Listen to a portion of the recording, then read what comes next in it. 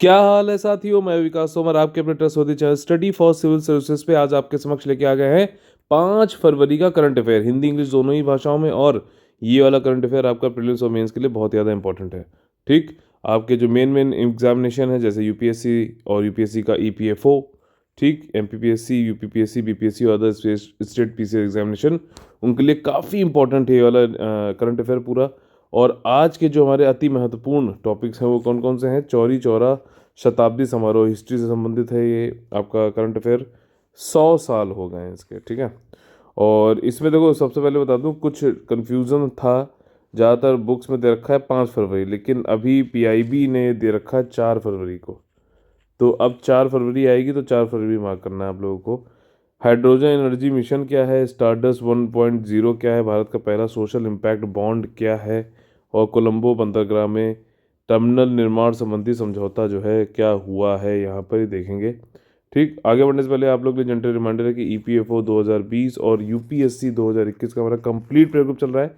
अगर आप लोग को ज्वाइन करना है तो आप लोग तुरंत डायल कर सकते हैं 85648805309696606608 पे कॉल करके एडमिशन ले सकते हैं। इस वन स्टॉप डेस्टिनेशन है, सारा कुछ आपको यहीं पे मिल जाएगा पर्सनल गाइडेंस के साथ में। ठीक, देखिए जीएस पेपर 1 से रिलेटेड हमारी जो है न्यूज़ यहाँ पर आ रही है, वो है कि चौरी चौरा शताब्दी समारोह, सेटेनरी सेलिब्रेशन। ठीक, सेटेनरी ईपीएफओ वाले जहाँ भी आपको वोकैब दिखे तुरंत उसको जो है क्या करना है, आपको सिनोनिम, एंटोनिम, मीनिंग और सेंटेंस मेकिंग करनी ही करनी है। प्राइम मिनिस्टर मोदी जी ने 4 फरवरी को इनॉग्रेट किया सीरीज ऑफ इवेंट्स। ठीक, चौरी चौरा के मतलब 100 साल होने पर उत्तर प्रदेश के गोरखपुर डिस्ट्रिक्ट से, जहाँ पे ये हुआ था। अब इसमें क्या है, उत्तर प्रदेश के 75 डिस्ट्रिक्ट हैं, उसमें पूरे साल यानी कि 4 फरवरी 2021 से लेकर 4 फरवरी 2020 तक ये जो है सेलिब्रेट किया जाएगा। ठीक, और इसमें चौरी चौरा कांड में ये हुआ था कि जब नॉन कॉपरेशन मूवमेंट चल रहा था, असहयोग आंदोलन चल रहा था, उस समय क्या हुआ कि गोरखपुर में एक जगह जो है कुछ लोगों ने, पुलिस वालों ने परेशान किया, ठीक, स्वतंत्रता सेनानियों को। और उसके बाद क्या हुआ, गुस्से में आके वहाँ पे एक पुलिस स्टेशन, चौरी चौरा की एक जैसी एक जगह है गोरखपुर में, वहाँ पे उन्होंने पुलिस स्टेशन को आग लगा दी थी।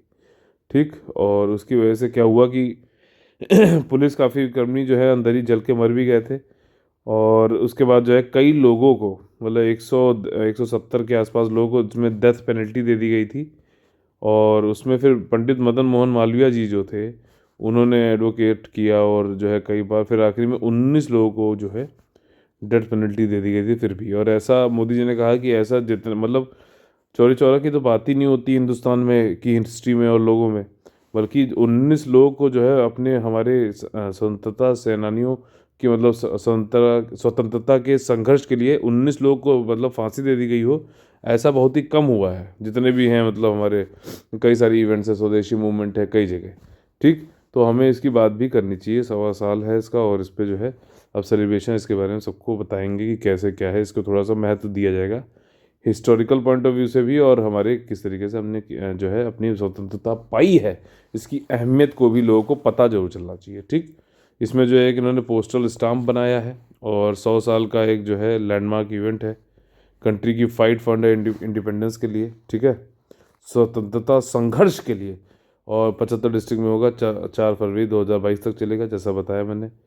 और इसमें यही था कि कई सारे जो प्रोटेस्टर थे वो महात्मा गांधी जी के नॉन कॉपरेशन मूवमेंट यानी कि असहयोग आंदोलन में भाग ले रहे थे, और पुलिस वालों के साथ भिड़ गए। पुलिस वो खुलेआम गोलियां चला दी पुलिस ने। उसके बाद जो है ये भीड़ गुस्सा गई और उन्होंने वो कर दिया। हालांकि उसके बाद क्या हुआ कि गांधी जी ने आंदोलन को वापस ले लिया था, असहयोग आंदोलन को वापस ले लिया था। उन्होंने उनकी गांधी का देखिए सीधा एक वो था, अहिंसा, और अहिंसा के को वो लोग कॉम्प्रोमाइज़ नहीं कर सकते थे।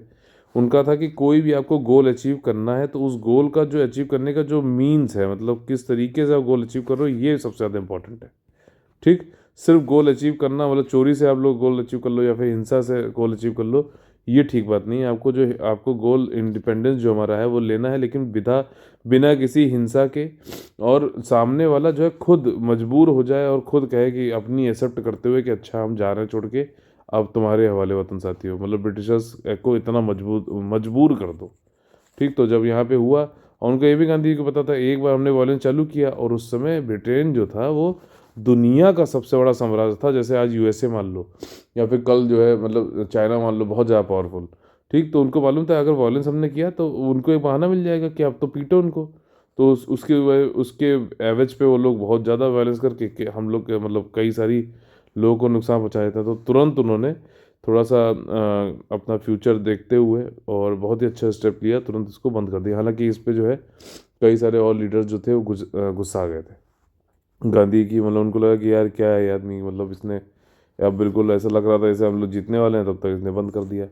12 फरवरी को बंद कर दिया गया था। 228 लोगों को जो है ट्रायल चला, राइटिंग मतलब आपका जो है दंगा और आगजनी करने के लिए। और इसमें जो है आरोप में प्रस्तुत किया गया 6 लोगों को जो है पुलिस हिरासत में मृत्यु हो गई।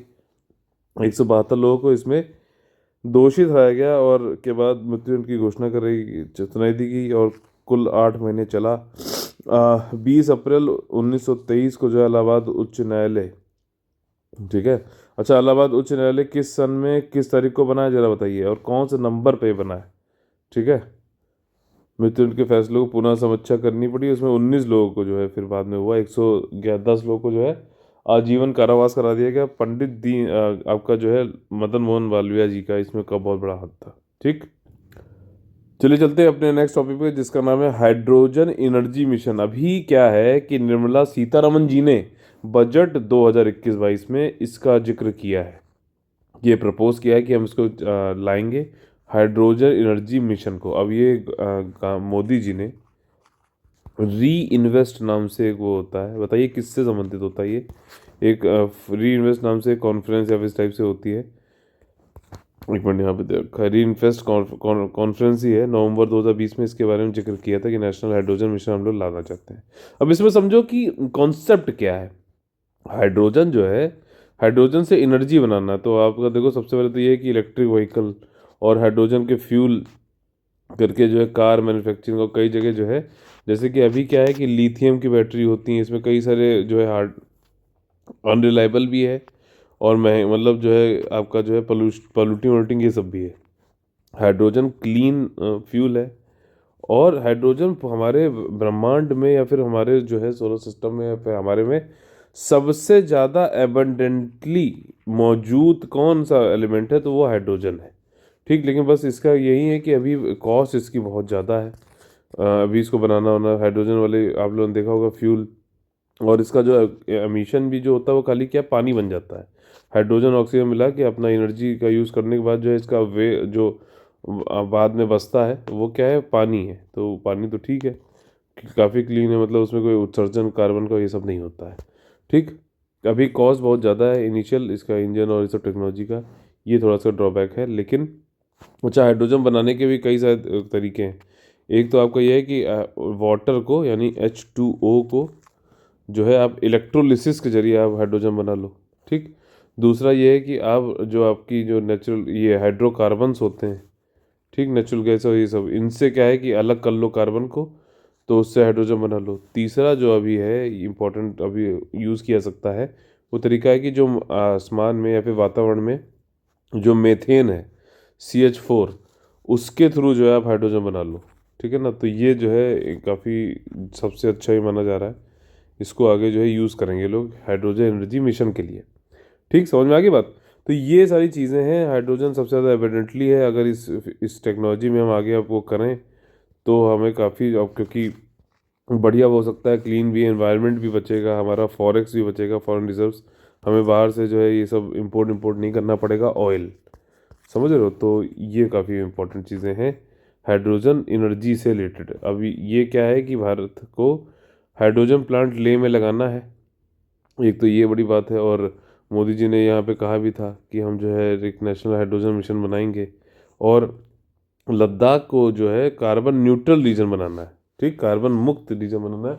मतलब न्यूट्रल क्या मतलब है कि जितना कार्बन का उत्सर्जन या फिर एमिशन हो रहा है, उतना ही हम कार्बन को जो है अपना सिक्वेस्ट्रेट भी कर रहे हैं, मतलब कि उसको रोक भी रहे हैं। मतलब ऐसा नहीं है कि सिर्फ, जैसे मान लीजिए उत्सर्जन पहले 100 हो रहा था, तो हम कार्बन जो है 100 को जो है रोक भी ले रहे हैं, कैसे, पेड़ वेड़ लगा के, क्योंकि पेड़ों में वुड में क्या होता है, कार्बन स्टोर होता है, ठीक। और उसके बाद ये है कि मिशन, ये हाइड्रोजन जो है ग्रीन पावर सोर्स हो जाएगा हैवी इंडस्ट्री के लिए, जो है जैसे डीकार्बनाइज कर देगा, वहाँ पे कार्बन का कम उत्सर्जन होगा, जैसे स्टील, सीमेंट, इलेक्ट्रिक मोबिलिटी, ठीक।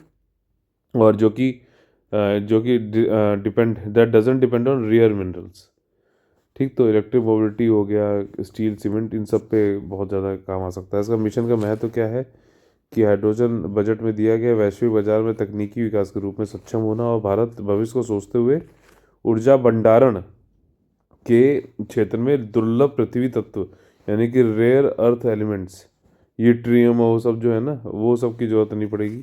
तत्व आधारित बैटरी पर कम निर्भरता रखने की सोच है, ठीक। उन पे रेयर अर्थ मेटल पे, अर्थ एलिमेंट्स पे जो है निर्भरता कम होनी हो जाएगी। ये एक इसका एक क्या है बेनिफिट है।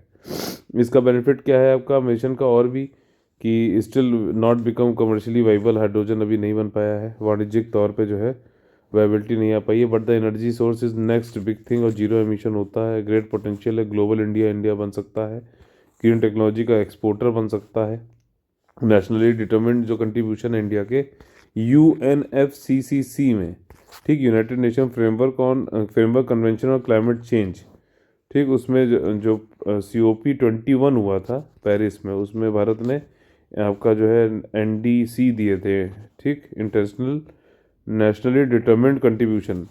उसमें इन्होंने कहा भी है कि हम रिन्यूएबल एनर्जी यानी नवीकरणीय ऊर्जा का जो है उपयोग करेंगे 2030 तक जो है हम 40% जो हमारी भारत में एनर्जी बनेगी वो नवीकरणीय एनर्जी यानी कि रिन्यूएबल एनर्जी से हम अपना पूरा जो है एनर्जी का यूज़ करेंगे, ठीक।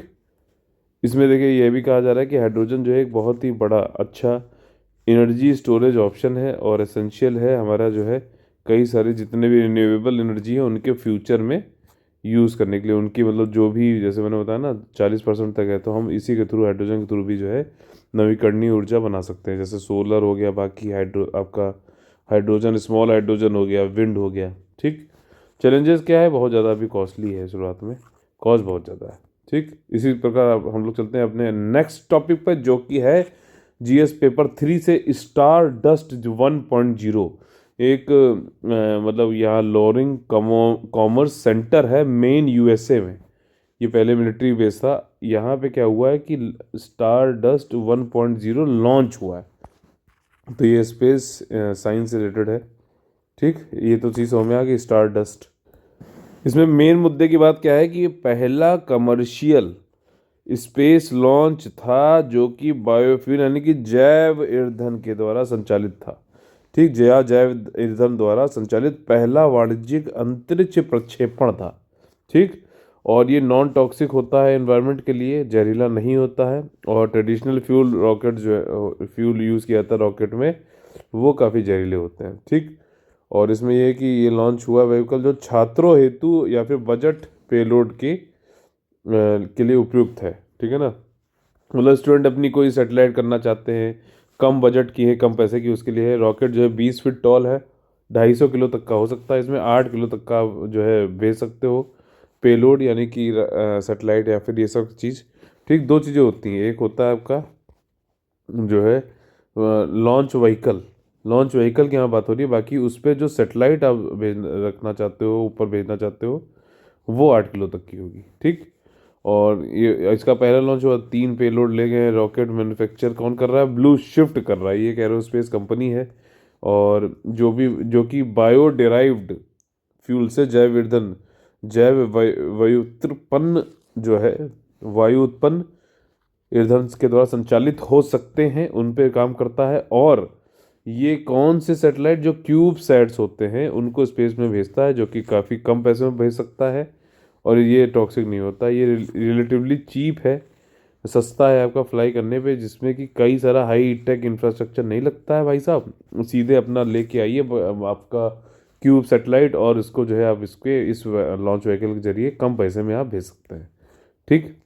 बायोफ्यूल क्या होता है ये समझ लो। बायोफ्यूल मतलब ये है कि आपका जैव ईंधन, जैव मतलब कुछ लिविंग थिंग्स से, ठीक, यानी कि ऑर्गेनिक इसको बोलते हैं ना।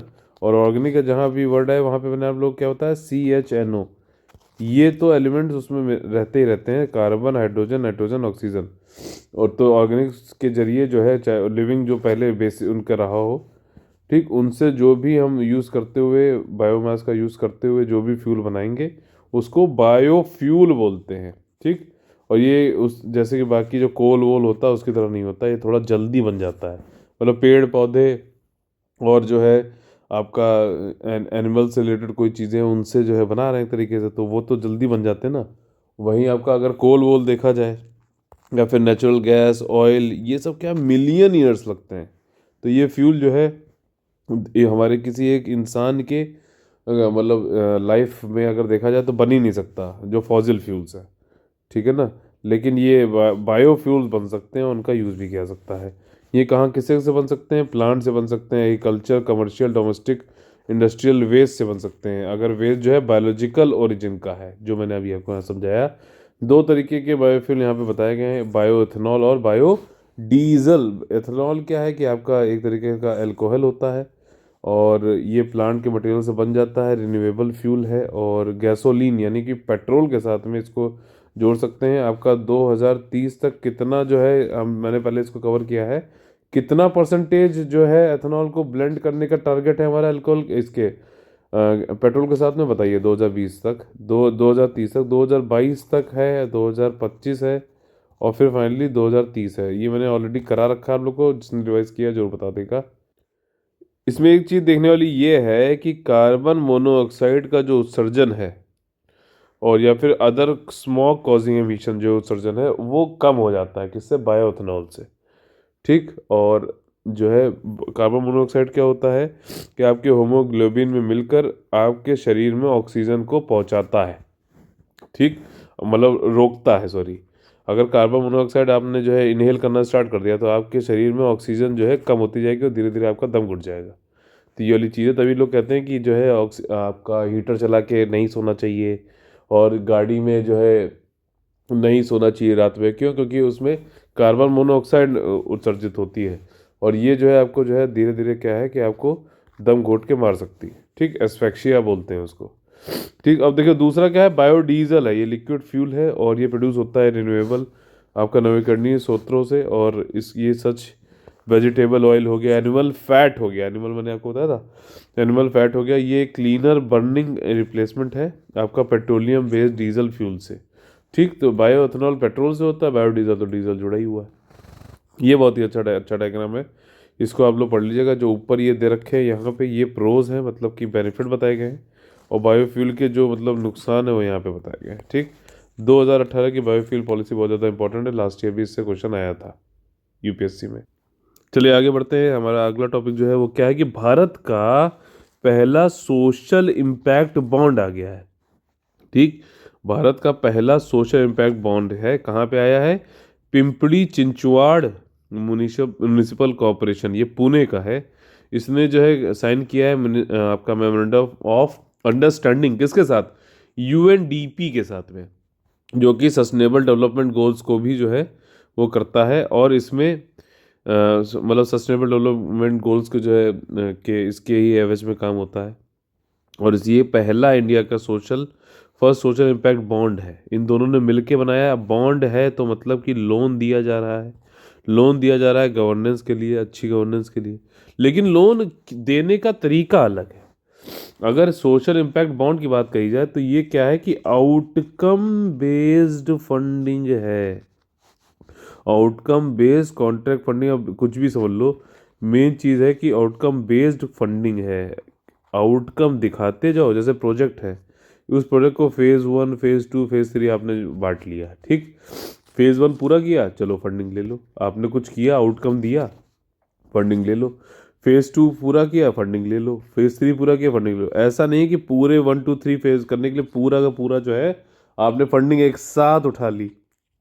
ठीक, पहले मान लीजिए 34 मतलब 50 50 50 रुपए देने थे। इस मतलब सोशल इम्पैक्ट बॉन्ड में क्या आउटकम बेस्ड है, तो 50 50 50 रुपए दिए फेज पास करते हुए। तो जो दे रहा है पैसे उसको भी अच्छा है, कम कम पैसे दे रहा है, और सामने लोग देख रहा है भैया हाँ काम कर रहा है तब दे रहा है। अदरवाइज क्या होता है नॉर्मली कि 150 रुपये शुरुआत में ही ले लिया, अब वो कब कर रहे हैं कि नहीं कर रहे हैं, आउटकम बेस्ड हो रहा है कि नहीं हो रहा है, तो ये चीज़ खत्म हो जाती है। अच्छा, आउटकम क्या होता? आउटकम और आउटपुट में लोगों को बड़ा जो है कन्फ्यूज़न रहती है।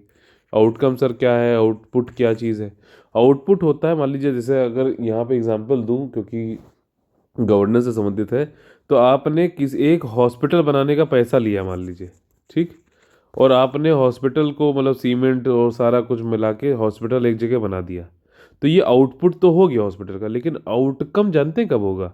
जब इस हॉस्पिटल को, अगर ये 250 बेड की कैपेसिटी के लिए बनाया गया, तो 250 की बेड लोग जो है यूज़ करें।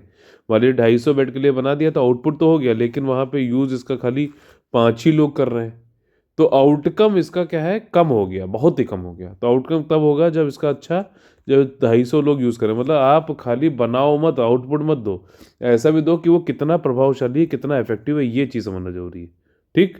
तो यही इसमें मेन चीज़ है जो मैं कॉन्सेप्ट के जरिए बता दी, बाकी आप इसको आराम से पढ़ सकते हो। इसमें मतलब यही चीज़ बताइए कि सपोर्ट करता है आपका, ये मतलब हेल्थ केयर सर्विसेज को देने के लिए सपोर्ट करेगा, मिनिमम इन्वेस्टमेंट रिस्क है। अच्छा, इसमें आपका जो है सोशल क्या वो कर रहा है, कितना आउटकम के हिसाब से सोशल कितना है, तो सोशल वाले जो इम्पैक्ट्स होते हैं, जैसे मान लीजिए लोग हैप्पी हो गए, तो हैप्पी कितना हैप्पी हुए, क्या ये बोल सकते हैं आज मैं 50 किलो हैप्पी हो गया हूँ, या मैं आज 2 करोड़ का हैप्पी हो गया हूँ? तो इसलिए जो है इसमें इन्वेस्टमेंट, इसका जो ब्याज दर है, ये सब भी वेरिएबल होता है, तो ये सब ध्यान रखना, फिक्स्ड नहीं होता है इसमें, ठीक। और मिनिमम इन्वेस्टमेंट रिस्क होता है, और ये मोस्ट लिवेबल सिटी बनाना है, इनका ये विजन है 2030 तक, इसमें काफ़ी इंपॉर्टेंट हो सकता है। और पे for success financing, outcome based contracting है, ये समझ लेना। मेन चीज़ यहाँ पे ये फिक्स्ड नहीं होती है, ऑपरेट ओवर है फिक्स वाइल, मतलब किसी फिक्स्ड काम टाइम के लिए तो काम करते हैं, लेकिन इनका जो रिटर्न है फिक्स रेट ऑफ रिटर्न नहीं होता है। और उसमें जो है आपका जो टर्म है इन्वेस्टमेंट रिस्क का, वो भी अलग अलग है, क्योंकि आप इसको क्वांटिफाई नहीं कर सकते हो भैया कि इम्पैक्ट बॉन्ड की आप कितना खुश हो, कितने किलो खुश हो, या कितने पैसे खुश हो, इसलिए, ठीक। इसमें मेन चीज़ यही है कि सोशल आउटकम जो है इम्प्रूव करने हैं हमें, लोग जो है स्पेसिफिक ग्रुप ऑफ सिटीजन के लिए, मतलब मान लीजिए किसी ST SC ST marginalise women children, इन सब के लिए, ठीक, स्पेसिफिक निर्दिष्ट ग्रुप ऑफ सिटीजन्स के लिए। It hard to determine the success of the social impact bond as they are based on social impacts, ठीक है ना, ये वाली चीज़ है। और इसके बाद क्या है कि ये पहली बार कहाँ लॉन्च किया गया था, यूके आधारित कंपनी सोशल फाइनेंस लिमिटेड ने किया था 2010 में, 10 साल लग गए इंडिया में आने में। और जुलाई 2019 तक दुनिया के 25 देशों में 132 SIB लॉन्च किए जा चुके हैं, और उनकी कीमत $420 मिलियन है। अच्छा, SIB से याद आ गया, एक होता है डोमेस्टिकली सिस्टमेटिक इन्वेस्टमेंट बैंक्स, ठीक। इंडिया में जो है DSIBs कौन कौन से हैं, ICICI है, HDFC और SBI, सॉरी ठीक है, SIB का SIB, अब SIB है तो SBI याद हो गया आपको, एक तो बैंक ऐसा 3 है, ठीक, दूसरा HDFC बैंक है, और तीसरा ICICI बैंक है, ठीक। अगला जो हमारा टॉपिक है वो क्या है कि कोलंबो ने श्रीलंका में फिर से एक भारत का बड़ा इंफ्रास्ट्रक्चर प्रोजेक्ट को झटका लग गया। इससे पहले क्या हुआ था, एक्चुअली ये जो हम नए थोड़ा सा पावर शिफ्ट हुई है, वहाँ पे चेंजेस हुए हैं, और जो ये राजपक्सा जी जो है, ये ठीक नहीं है आदमी इंडिया के रिलेशन के लिए। और इसने फिर से क्या किया है कि चाइना का एक तरीके से समर्थन करता है ये भारत को, फिर से इसने क्या किया है कि ईस्टर्न कंटेनर टर्मिनल जो थी कोलंबो के पोर्ट पे, इसको भारत को मना कर दिया है, ठीक। भारत और जापान दोनों लोग साथ में थे, और इसने खुद एक तरफा मतलब कहा है कि हम ये जो एग्रीमेंट हमने किया था, हम इससे अपना पीछे लेते हैं, हम नहीं चाहते कि आप ये बनाइए। इससे पहले एक एयरपोर्ट बनाने की बात हो रही थी, GMR इंफ्रास्ट्रक्चर बनाना चाह रही थी, उसको भी रोक दिया गया था, ठीक। चाइना का बड़ा इन्फ्लुएंस है। चाइना ने यहाँ पे क्या किया कि यहाँ पे कई सारे यूनियन को जो है खड़ा कर दिया इंडिया के प्रोजेक्ट के खिलाफ, और वहाँ कहा कि वहाँ जाके हंगामा खड़ा करो और इसको बंद करवा दो। तो फिर उसको एक मोटिव वो बना के, ढाल बना के इस यूनियन के जो प्रोटेस्ट को, और इन्होंने यहाँ पे मना कर दिया। और आप क्या कह रहे हैं कि चलो हम कुछ करते हैं आपके लिए, आप एक काम करो वेस्ट साइड में जाके बना लो। जैसे अगर ये आपका श्रीलंका है तो ईस्ट साइड में जो है, ये आपका फेसिंग किस में है, बे ऑफ बंगाल की फेसिंग है, तो यहाँ से मना कर दिया है। और अब कह रहे हैं कि यहाँ पे ये वेस्ट साइड वाला जो है, ये आप चलो बना लेना, ये वाली चीज़ है, ठीक। तो ये कर रहा है, मतलब चाइना के प्रो है थोड़ा सा राजपक्सा जो है, ये वाला बंदा जो है, ठीक है। 2019 में जो है ये किया गया था, इंडिया श्रीलंका का ये कॉपरेशन ऑन इकोनॉमिक प्रोजेक्ट नाम से एक मोमेरेंडम हुआ था, और इसमें यही था कि हम कंटेनर टर्मिनल बनाएंगे, लेकिन इसमें स्पेसिफिकली देखा जाए तो ये ईस्टर्न कंटेनर टर्मिनल बनाएंगे, ये चीज़ मेंशन नहीं थी, ठीक। तो इंडिया और श्रीलंका के लेकिन इस पर बात इसी पे चल रही थी। कंटेनर टर्मिनल की तो बात हुई थी लेकिन ईस्टर्न की बात नहीं हो रही थी। लेकिन इधर डिस्कशन जो हो रहा था इंडिया श्रीलंका के बीच, वो ईस्टर्न कंटेनर टर्मिनल को ही लेकर डेवलप और उसका ऑपरेशन करने की बात हो रही थी। और अब ये देखा जा रहा है कि चाइना चाहे जितने भी बड़े बड़े और ये सब जो है इन्वायरमेंटली खतरे वाली जो है जितने प्रोजेक्ट बना ले उसको कोई दिक्कत नहीं है। इंडिया को जो है अपोजिशन होती है बड़े बनाने में यानी प्रोजेक्ट में, ठीक है। पहले जीएमआर कंस्ट्रक्शन को भी हुआ था एयरपोर्ट बनाने में दिक्कत। और इसी साथ जो है फॉर दिस रीज़न इंडिया जो है मतलब ये भी देखा था कि चाइना की वजह से काफ़ी दिक्कत हुआ, तो हम क्या करते हैं जापान को भी लेते हैं। इंडिया ने थोड़ा सा कूटनीति यहाँ पे खेली, लेकिन फिर भी जो है श्रीलंका ने यहाँ मना कर दिया है। और कई सारे प्रोजेक्ट एटलीस्ट जो है दो बनाने थे इंडिया और जापान के मिल के साथ में श्रीलंका में बनाते। एक तो आपका ये ईसीटी तो हो ही गया, ईस्टर्न आपका जो है कंटेनर टर्मिनल।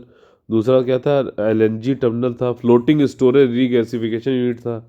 ये सब बनाना था लेकिन देखो इसने मना कर दिया, ठीक। और वही सारी चीज़ है कि इसने यूनियन को चाइना वालों ने जो भड़का दिया कि जाओ हंगामा खड़ा करो। और 223 यूनियन श्रीलंका के थे वो जाके मिल गए, और फिर इसी को जो है ढाल बनाते हुए श्रीलंका ने कैंसिल कर दिया हमारा एग्रीमेंट, ठीक। और अब श्रीलंका क्या बोल रहा है कि चलो कुछ जो है प्रतिपूरक कर देते हैं, कंपनसेट कर देते हैं आपको, आप वेस्ट वाला टर्मिनल बना लो कोलंबो पोर्ट का, ठीक। वेस्ट टर्मिनल कोलंबो पोर्ट का बनाना है, पब्लिक प्राइवेट पार्टनरशिप के थ्रू जापान और इंडिया के साथ में बनाना चाहते हैं, ठीक है। और कमर्शियली जो है वेस्ट टर्मिनल वैसे तो इंडिया के लिए अच्छा है, ज़्यादा अच्छा है ईस्ट वाले से, ठीक। लेकिन फिर भी जो even if this is better deal for the investor इसमें कौन है, अदानी है। The final decision has to come from the Indian government. Adani भले ही प्राइवेट वो कर रहा हो लेकिन फाइनली जो है इंडिया को ही बताना होगा, ठीक। श्रीलंका की मैप है, बे ऑफ बंगाल ये साइड है आपका। कोलंबो जो है ये कोलंबो, इसके ईस्टर्न वाला पहले इंडिया बना रहा था, अब इसको कह रहे हैं कि वेस्ट वाला बना लो, ठीक। ये चीज़ है, मतलब इसमें जो है अब कोलंबो वेस्ट साइड में इसको अब कह रहा है कि बना लो, ईस्टर्न कंटेनर टर्मिनल आप छोड़ दो, ठीक है। चलिए इसी प्रकार से यह खत्म हो गया और हमारा फेवरेट सेक्शन आ गया कॉमन का आईएएस से। इसमें पहला एम्प्यूटी क्लिनिक। एम्प्यूटी क्या होता है, मतलब किसी का हाथ कट जाना, पैर कट जाना, तो वो एम्प्यूटी कहलाते हैं। और संबंधित कौन सा कथन गलत या सही है, मतलब यहाँ पे गलत पूछा गया, आपको देखना है। एम्स ने अपना एम्प्यूटी क्लिनिक लॉन्च किया है जो भारत में इस प्रकार का प्रथम क्लिनिक है। गलत है यार स्टेटमेंट, ये एम्स नहीं है, ठीक है। दूसरा स्टेटमेंट क्या है कि इस क्लिनिक को इम्प्रूव करता है ये एम्पुटेशन जो पेशेंट केयर है उसको, और अच्छी सर्विसेज एक ही रूफ के अंतर्गत देता है। ये लॉन्च किया गया है clinic, is a collective effort है कई सारे एक्सपर्ट्स का, डिपार्टमेंट और इंस्टीट्यूट का, सोशल, ताकि जो है प्रोवाइड कर सके सामाजिक, मेंटल और physical support to the patient. तो पहला वाला गलत है, तो ओनली वन इसका आंसर हो जाएगा PGIMER। चंडीगढ़ ने ये वाला क्लिनिक लॉन्च किया है, ध्यान रख लेना, जगत राम जी के डायरेक्टरशिप में। और इसमें यही है कि एम्पुटेशन क्या है कि रिमूवल ऑफ लिम्ब हो जाता है, रोगियों के अंग को उनके शरीर से अलग करने की प्रक्रिया है जो शल्य चिकित्सा द्वारा कार्यान्वित होती है, यानी कि सर्जरी के द्वारा।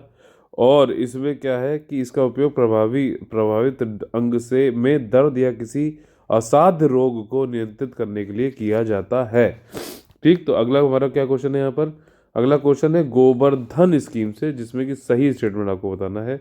यह स्कीम जो लॉन्च करी गई है वो ministry of drinking water and sanitation के द्वारा लॉन्च की गई है। क्या ये स्टेटमेंट सही है कि गलत, बताइए, ठीक। पॉज करके पूरा क्वेश्चन पढ़िए, आंसर करिए, फिर यहाँ पे आंसर मेरे से सुनिए आप। गोवर्धन योजना का पूरा नाम है galvanising organic bio agro resources, ठीक, एंड धन स्कीम। तो ये तो सही है बिल्कुल एकदम। दूसरा स्टेटमेंट सही है, तो यानी कि B, C और D हो सकता है, ठीक, क्योंकि इन तीनों में ही 2 है। उसके बाद क्या है कि तीसरा स्टेटमेंट क्या है कि recently the prime minister Narendra Modi ने एक यूनिफाइड वेब पोर्टल लॉन्च किया है for monitoring the progress of Govardhan activities in India. तो ऐसा नहीं, कई सारी मिनिस्ट्री के जो वो है मिनिस्टर हैं उन्होंने किया, तो तीसरा स्टेटमेंट गलत हो गया, तो यानी कि D भी नहीं हो सकता, तो यानी कि B और C में से हो सकता है। तो फिर से एक बार चेक करो कि पहला वाला क्या स्टेटमेंट सही है क्या। तो यहाँ पे देखिए पहला वाला स्टेटमेंट जो है वो आपका सही है, ठीक। स्कीम जो लॉन्च करी है वो तो ministry of drinking water and sanitation की है, लेकिन उसके बाद जो है कई सारे लोगों ने मिल के इसको, वेब पोर्टल को किसने लॉन्च किया है, कई सारे मिनिस्ट्री के लोग मिल के, जैसे नरेंद्र सिंह तोमर एग्रीकल्चर के हो गए, गजेंद्र सिंह शेखावत आपके जल शक्ति मिनिस्टर हो गए, ठीक। और मिनिस्टर ऑफ स्टेट जल शक्ति कौन हो गए, रतन लाल कटारिया हो गए। पेट्रोलियम मिनिस्टर धर्मेंद्र प्रधान हो गए। ये सारे लोग मिलकर इन्होंने वेब पोर्टल लॉन्च किया है। ठीक, सिर्फ मोदी जी नहीं थे वहाँ पे, इसलिए वाला स्टेटमेंट गलत हो गया था। ये इंपॉर्टेंट कंपोनेंट है किसका, स्वच्छ भारत मिशन फेज 2 का। और ये मिशन जो है यूज़ होगा organic, use for the organic solid waste management. Main चीज़ क्या है, गोबर स्कीम किससे रिलेटेड है आपका, यह मिशन एक कार्बनिक ठोस अपशिष्ट प्रबंधन के लिए यूज होता है, आता है। ठीक, तो इसी तरीके से आज का सेशन हमारा खत्म होता है। अगर आप लोग अच्छा लगता है तो लाइक शेयर सब्सक्राइब जरूर करिए।